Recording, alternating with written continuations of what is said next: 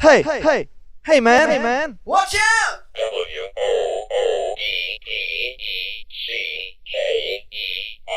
It's a woodpecker from space!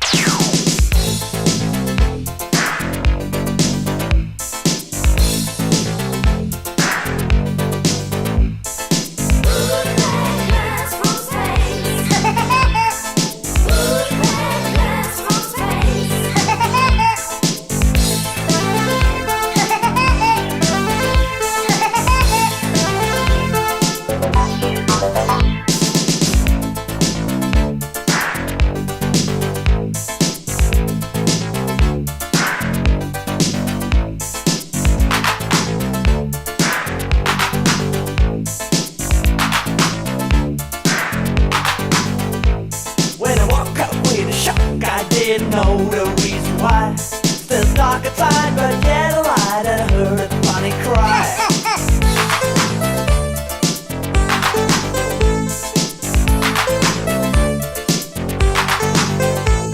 I was jumping out of bed and put my head against the door.